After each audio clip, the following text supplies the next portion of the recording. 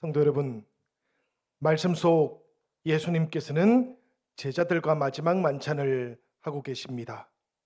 이 만찬이 끝나고 나면 겟세마네 동산에서 붙들리실 것이고 다음 날에는 십자가에 못 박혀 돌아가실 것입니다. 그렇게 급박한 상황 속에 계시지만 그럼에도 불구하고 예수님께서는 세상에 있는 자기 사람들에게 지극한 사랑을 표현하고 계셔요. 1절 말씀을 보니까 이렇게 되어 있습니다. 유월절 전에 예수께서 자기가 세상을 떠나 아버지께로 돌아가실 때가 이른 줄 아시고 세상에 있는 자기 사람들을 사랑하시되 끝까지 사랑하시니라. 우리가 전도서 3장 1절을 보면 모든 일에는 때가 있다 그렇게 말씀하지요. 11절에는 보면 하나님이 모든 것을 지으시되 때를 따라 아름답게 하셨다라고도 말씀합니다. 이런 때를 분별할 줄 아는 인생을 세상은 철든 인생이다 그렇게 말하기도 하지요. 그러하다면 우리 주 예수 그리스도만큼 하나님의 때를 잘 분별하신 분은 계시지 않습니다. 요한복음은 예수님을 가리켜서 보냄을 받은 자라고 그렇게 말씀하고 계셔요. 이 보냄을 받은 자가 할 일은 보내신 분의 일을 행하는 것입니다. 그리고 보내신 분의 일을 완수하고 돌아가는 사람만이 영광 받으시는 하나님의 칭찬을 받게 되는 것이지요. 그러니 여러분, 하나님께 영광을 돌린다라는 말은 하나님께 영광의 박수를 쳐드리는 것만 의미하지는 않습니다. 조금 더 궁극적으로는 하나님께서 맡기신 일을 다 이루는 것을 말하는 것이에요. 하나님께서 사랑하신 세상이 하나님을 사랑하는 세상으로 변화될 때, 그때가 바로 하나님께서 영광을 받으시는 때인 것입니다. 그 일을 위해서 우리를 부르시고 우리에게 맡겨주셨던 이 일을 나의 일로 여기면서 살아가는 그 인생을 가리켜서 성경은 소명 따라서 살아가는 인생, 소명대로 살아가는 인생이라고 그렇게 부르는 것이지요. 성령 강림 후 6번째 주일 예배의 자리로 부르심을 받은 우리들도 이 부르심을 받은 소명대로 살아가는 인생이 되기를 기도합니다. 여러분, 우리 하나님께서 예수님께 맡기셨던 일은 어떤 일일까요? 마지막 날까지 놓으실 수 없으셨던 예수님의 소명, 이것은 바로 세상에 있는 사람들을 사랑하시되 끝까지 사랑하시는 것이었습니다. 이때는 아직까지 가룟 유다가 그 현장에 있을 때였어요. 그럼에도 불구하고 주님께서는 그 모든 제자들을 끝까지 사랑하셨던 것입니다. 가룟 유다는 이미 배신을 결정했었지요. 그런 사람이 쳐다보고 있다고 생각을 해보셔요. 예수님과 가룟 유다 두 눈이 마주치면 어떠하겠습니까? 그러나 그럼에도 불구하고 예수님께서는 이 가룟 유다를 긍휼하게 여겨주셨던 것입니다. 초대교회가 전해주고 있는 전승에 따르면 예수님께서 발을 씻기실 때에 가룟 유다의 발을 가장 먼저 씻기셨다라고 합니다. 구체적인 것을 확인해 볼 수는 없겠지만 저는 이 마음이 아니고서는 참 사랑을 하실 수 없으셨을 것 같다라는 그런 느낌은 들어요. 다른 제자들의 마음 속에도 가룟 유다와 같은 비슷한 마음들이 있었기 때문입니다. 배신하고 배반할 제자들 3번이나 예수님을 모른다고 부인하고 도망칠 베드로, 이런 사람들을 앞에 두고 계셨던 것이지요. 그렇지만 주님 사랑하셨고 끝까지 사랑해 주셨습니다.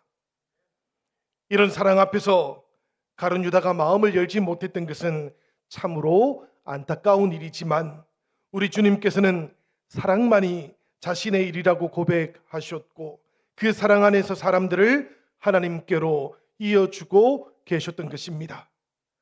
십자가를 지신 예수님의 입에서 흘러나왔던 한마디, 다 이루었다는 말씀을 기억해 보시기를 바라요. 예수님께서는 그렇게 끝까지 사랑을 하셨던 분이셨습니다. 이 예수님의 사랑에 비해서 가룟 유다의 사랑은 어떤 사랑이었습니까? 끝까지의 사랑은 아니었던 것이지요. 가룟 유다가 보기에 예수님께서는 사람들을 모으는 데에는 관심이 없는 것처럼 보였습니다. 오병이의 기적 이후에 사람들은 예수님을 왕으로 삼으려고 했지만, 그러나 예수님은 사람들로부터 도망치는 것처럼만 보였던 것이지요. 그리고는 계속해서 자기를 부인하고 나를 따르라고, 애통하는 사람이 복이 있다고 현실에 안주하는 것 같은 그런 말씀만 했던 것입니다. 이런 일이 잦아지고 나니까 가룟 유다는 예수님의 하나님 나라와 자신이 꿈꾸는 왕국이 다를 수도 있다라는 생각을 하기 시작했어요. 그리고 예루살렘으로 올라오던 길, 예수님께서 3번이나 십자가 고난의 길을 설명해 주시자 가룟 유다는 예수님의 마음을 확인받는 것처럼 그렇게 느껴졌습니다. 이 당시 유월절, 그리고 예루살렘은 늘 하얗고 같았어요. 심지어 불만 붙이면 순식간에 혁명의 불이 타오를 수도 있을 것처럼만 가룟 유다에게는 보였던 겁니다. 그런데 예수님께서는 계속해서 자발적인 죽음만 이야기하고 계셨던 것이지요. 예수님에 대한 실망과 3년 반 동안의 자기의 인생에 대한 후회가 마음속에 떠오르기 시작했습니다. 마귀는 이런 유다의 마음을 이용하지요. 그리고는 그 마음 속에 구체적인 배반의 생각들을 집어넣어 버렸습니다. 성도 여러분, 마음속에 떠오르는 이 배반의 생각들, 받아들일 것인지 거절할 것인지, 이것은 전적으로 가롯 유다의 몫이었습니다. 그렇기 때문에 책임도 가롯 유다가 졌던 것이지요. 때때로 우리들은 사탄의 길과 예수님의 길, 어둠과 빛 그 사이에 어떠한 교집합도 없다라는 것을 알고 있어야 될 것 같습니다. 예수님의 길과 가룟 유다의 길 앞에서 우리들도 길을 선택할 줄 알아야 된다는 그런 말씀이에요. 가룟 유다도 예수님을 사랑하기는 했던 사람이었습니다. 그렇지만 자신이 세우고 싶었던 그 왕국을 위해서만 예수님을 사랑했던 사람이기도 했지요. 자기 방식대로, 자기 꿈꾸는 대로만 예수님을 사랑했던 것입니다. 혹여라도 오늘 이 자리에도 내 방식대로, 내 꿈꾸는 대로 예수님을 사랑하겠다, 그렇게 생각하시는 분들이 계시다면 이 예배 시간을 통하여 예수님 사랑하는 이유가 달라질 수 있기를 부탁드립니다. 자기 방식, 자기 왕국이 사라졌을 때 가룟 유다는 더 이상 예수님을 사랑하던 사람이 아니었기 때문이지요. 조건 없이 자신을 사랑했던 예수님을 가룟 유다는 조건을 가지고 사랑했고, 그 조건이 없어지자 배신하고 배반해 버렸던 것입니다. 성도 여러분, 오늘 이 말씀을 준비하는 동안 저도 제 마음속에 주님께서 가룟 유다의 사랑으로 사랑하고 있느냐, 아니면 주님의 사랑으로 사랑하고 있느냐고 물으시는 듯 느껴졌습니다. 새벽 시간 기도하는 동안에 주님의 사랑으로 주님을 끝까지 사랑할 수 있게 해달라고 그렇게 기도하며 이 말씀을 준비하기도 했어요. 오늘 여러분들께서도 하나님께서 주시는 이 말씀을 붙잡으시고 예수님 사랑을 선택할 수 있기를 기원합니다. 그리고 이 사랑으로 끝까지 주님을 사랑하는 성도들이 되기를 기원드립니다. 가룟 유다는 자신이 살기 위해서 예수님을 끝까지 사랑하는 길을 포기해 버렸지만, 예수님께서는 자신에게 맡겨져 있던 영혼들을 끝까지 사랑하시기 위해서 자신을 포기하십니다. 끝까지 나를 사랑하시기 위해서 자기를 포기하셨던 이 예수님의 사랑, 이 사랑을 만나고 체험하시는 은혜가 오늘 여러분들과 저에게 충만하게 임하기를 기원드립니다. 우리를 사랑하시되 조건 없이 끝까지 사랑하신 예수님, 이 예수님 사랑의 이유를 우리는 3절의 말씀을 통해서 알 수 있게 돼요. 3절 말씀 우리 다 같이 한번 읽어보도록 하겠습니다. 저녁 먹는 중 예수는 아버지께서 모든 것을 자기 손에 맡기신 것과 또 자기가 예수님께로부터 오셨다가 하나님께로 돌아가실 것을 아시고, 이 말씀을 보니까 사랑을 베푸신 이유, 예수님께서 아셨기 때문이었다는 것을 깨닫습니다. 무슨 이야기입니까, 여러분? 아버지께서 모든 것을 자기 손에 맡기신 것을 아셨고요. 하나님께로부터 오셨다가 하나님께로 돌아가실 것도 아셨다라는 그런 뜻이에요. 이것은 세상을 구원하실 권세를 말하는 것이기도 하고요. 세상을 구원하기 위해서 자기 목숨 내어줄 권세를 말하는 것이기도 해요. 그러니까 예수님의 권한이기도 하고 사랑으로부터 부여받은 예수님의 책임이기도 하다라는 그런 뜻이겠습니다. 이 사랑, 끝까지 사랑하시는 이 모습을 우리들에게 보여주기 위해서 예수님께서는 마지막 만찬이 진행되고 있을 그 자리에서 갑자기 일어서셨던 것이지요. 그리고는 겉옷을 벗으셨고 수건을 허리에 두르셨습니다. 4절과 5절은 이렇게 우리에게 알려주고 있어요. 저녁 잡수시던 자리에서 일어나 겉옷을 벗고 수건을 가져다가 허리에 두르시고 이에 대야에 물을 떠서 제자들의 발을 씻으시고 그 두르신 수건으로 닦기를 시작하여. 예수님께서 이 일을 행하셨는데요. 행하시던 이 예수님의 모습을 바라보던 제자들은 깜짝 놀라고 말았어요. 왜 그런가 하면 이런 일들은 랍비가 하는 일이 아니었기 때문입니다. 이런 일은 종들이 하는 일이었어요. 종들 중에서도 가장 비천한 일들을 하던 종들이 맡았던 일이었습니다. 그런데 예수님께서 이 일을 하고 계셨던 것이지요. 이 땅의 모든 것을 맡으셨던 하나님의 아들이 자신을 종의 자리로 가장 비천한 자리에 위치시키고 계셨던 것입니다. 너무나 파격적이었고 이례적인 모습이었지요.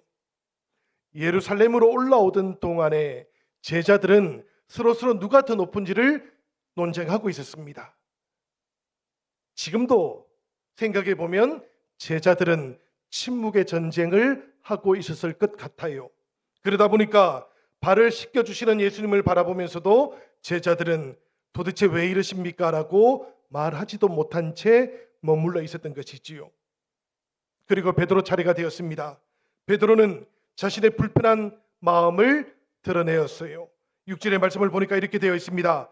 베드로가 이르되 주여 주께서 내 발을 씻으시나이까. 차라리 예수님께서 베드로야 이리 와서 내 발을 좀 닦아 주어라 라고 이렇게 말씀하셨다면 아마도 베드로는 콧노래를 불렀을 것 같아요. 기쁜 마음으로 대화를 준비하고 물을 떠왔을 것 같습니다. 그렇지만 예수님께서는 베드로에게도 다가오셨고요. 그리고는 베드로의 발을 씻겨주려고 하셨던 것입니다. 여러분, 우리 주님께서 십자가를 지게 되실 것이다 라는 첫 번째 소식을 알려주었을 때 베드로가 보였던 반응을 우리는 기억하고 있어요. 마태복음 16장 22절에 나오는 말씀인데요. 우리 다 같이 한번 읽어보도록 하겠습니다. 베드로가 예수를 붙들고 항변하여 이르되 주여 그리 마옵소서 이 일이 결코 주께 미치지 아니하리이다. 이 말씀 속 항변하다라는 말씀은 에피티마오라는 말인데요. 꾸짖다라는 뜻입니다. 책망하다라는 그런 뜻이에요. 이만큼 베드로가 예수님의 십자가 길을 반대했었다라는 그런 뜻입니다. 그리고 지금 마지막 만찬의 자리에서도 베드로는 다시 한번 주님께서 내 발을 씻으시나이까 라는 이 말을 통해서 죽음으로 가고 있는 십자가 길, 그것만큼은 인정할 수 없다고 그렇게 자신의 마음을 드러내고 있었던 것이지요. 이 베드로의 말을 들으셨던 주님 이렇게 말씀하십니다. 예수께서 대답하여 이르시되 내가 하는 것을 네가 지금은 알지 못하나 이후에는 알리라. 발을 씻어주시는 일이나 십자가를 지는 일은 이 세상의 방식을 뒤엎고 새로운 구원의 길을 열어주시는 것이었습니다. 그렇지만 베드로는 아직까지 그 의미를 알지 못했고요. 그래서 믿을 수도 없었던 것이지요.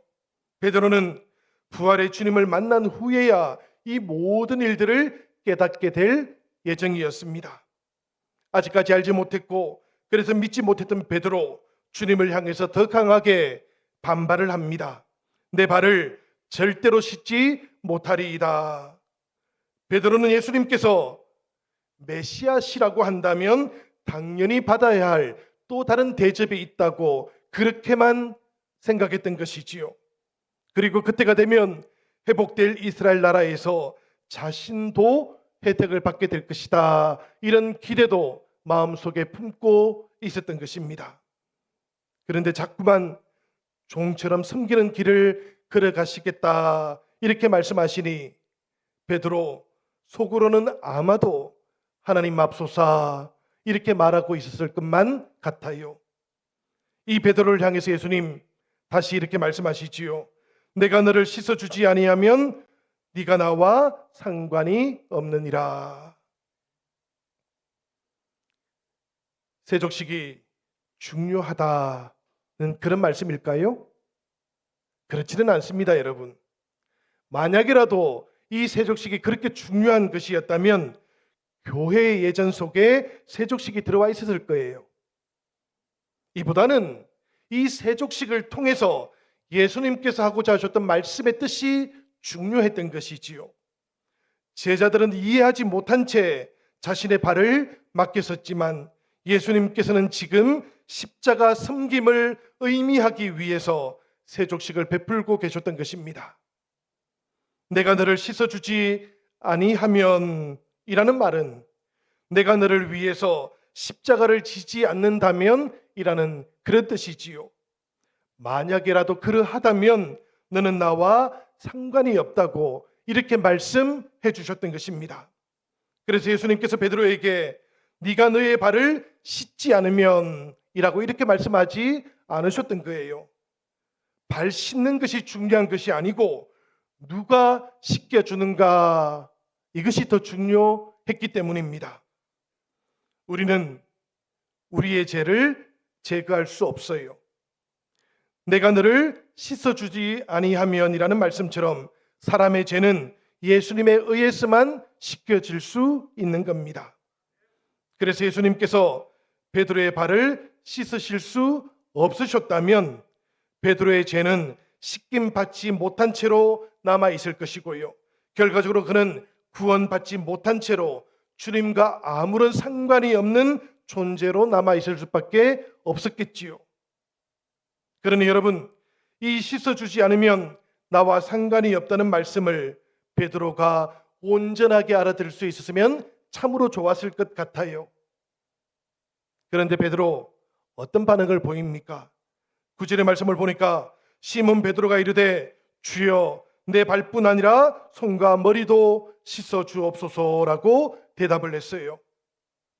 이 말을 하고 있는 동안 베드로는 예수님의 말씀을 알아들었던 것일까요? 만약이라도 알아들었다면 손과 머리도 씻어달라고 청하지는 않았을 것 같아요. 그런데 이 베드로 손과 머리를 씻어달라 그럽니다. 씻으시는 행위 그 자체에 어떤 중요한 마술적인 효력이라도 있는 것처럼 그렇게 생각을 하고 있었던 것이지요. 발을 씻어주셔서 상관 있는 사람이 되어진다면 손과 머리까지 씻어주시면 다른 모든 제자들보다 자신이 예수님과 더 친밀한 사람이 될 수 있지 않을까, 이렇게 생각을 했던 겁니다. 이렇게 온몸을 씻어달라는 그 베드로의 요청 앞에서 예수님께서는 다시 한번 베드로의 생각을 고쳐주고 계시지요. 10절의 말씀은 이렇게 되어 있습니다. 예수께서 이르시되 이미 목욕한 자는 발밖에 씻을 필요가 없느니라 온몸이 깨끗하니라. 여러분, 이 말씀의 의미 우리가 깊이 있게 성찰을 해보고 돌아보아야만 합니다. 8절에서는 씻어주지 않으면 나와 상관이 없다 이렇게 말씀하셨지요. 이 말씀 속에 씻어주는 것은 예수님의 십자가 죽음을 통해서 하나님과의 관계를 깨트려 버렸던 재시선 받는 것을 의미합니다. 그런데 지금 10절에 나오고 있는 발 씻음은 의미가 조금 달라요. 하나님과의 관계를 깨트려 버리는 죄에 대한 씻김을 받고 난 다음에도 사람은 이 세상을 살아가고 있고 의지적으로는 여전히 연약하기 때문에 죄를 짓기도 하고 실수를 하는 겁니다. 웨스트민스터 소요리 문답에는 이것을 가리켜서 원죄와 자범죄로 구분하고 있기도 하지요. 발밖에 씻을 필요가 없다 말할 때는 바로 이 연약한 의지로 인해서 범하게 되는 죄의 실수에 대한 씻음을 의미했던 것입니다. 온 몸은 깨끗하지만 세상을 딛고 살아가고 있는 발은 때때로 더러워질 수 있으니 이것은 깨끗하게 씻어야 된다고.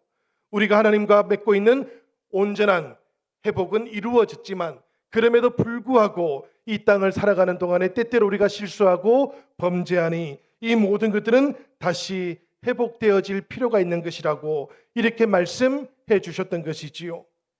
이 말씀을 해주신 다음에 예수님께서는 베드로의 발을 깨끗하게 닦아주셨고요. 그리고 남아있던 모든 제자들의 발도 깨끗하게 닦아주셨습니다. 그리고 그 모든 제자들을 향해서 이렇게 다시 묻지요. 12절에 나오는 말씀입니다. 내가 너희에게 행한 것을 너희가 아느냐. 여러분, 이 물음을 통해서 예수님께서는 발 씻기신 일의 의미를 알고 있느냐고 물으셨던 거예요. 발 씻기신 일, 그 일에는 주님의 뜻이 있고 의미가 담겨져 있었다라는 그런 뜻입니다. 이렇게 물으셨던 예수님, 13절부터 15절까지는 대답도 알려주고 계시지요. 우리 다 같이 읽어보도록 하겠습니다. 너희가 나를 선생이라 또는 주라 하니 너희 말이 옳도다. 내가 그러하다. 내가 주와 또는 선생이 되어 너희 발을 씻었으니 너희도 서로 발을 씻어주는 것이 옳으니라. 내가 너희에게 행한 것 같이 너희도 행하게 하려 하여 본을 보였노라.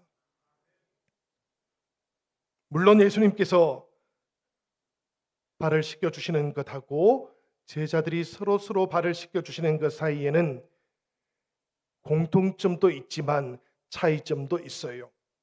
예수님의 발 씻기심은 온 인류를 대신해서 대신 죽어주셨던 십자가 대속의 죽음이셨지요. 그래서 이것은 제자들뿐만 아니라 누구를 통해서도 반복될 수 없습니다. 그래서 지금은 알지 못하나 이후에는 알게 되리라고 그렇게 말씀해 주셨던 것이지요. 그렇지만 동시에 예수님께서는 서로 발 씻겨주는 것이 옳으니라라고도 말씀해 주셨습니다. 이것이 마땅하다라는 그런 뜻이지요.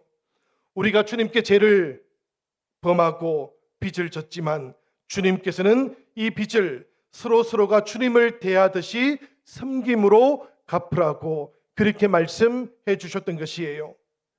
그렇게 종이면서 주인 되어서 살아가라 이렇게 말씀하셨던 것입니다.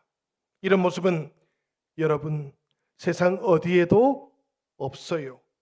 세상 속에서는 볼 수 없었던 모습이었습니다. 교회는 여러분 세상의 기준을 따라서 많이 가지고 있거나 적게 가지고 있는 모든 사람들을 예수님 안에서 갈급함을 채워야 하는 사람들로 봅니다. 예수님 아니면 갈급함을 채울 수 없는 약자들로 보는 공동체입니다.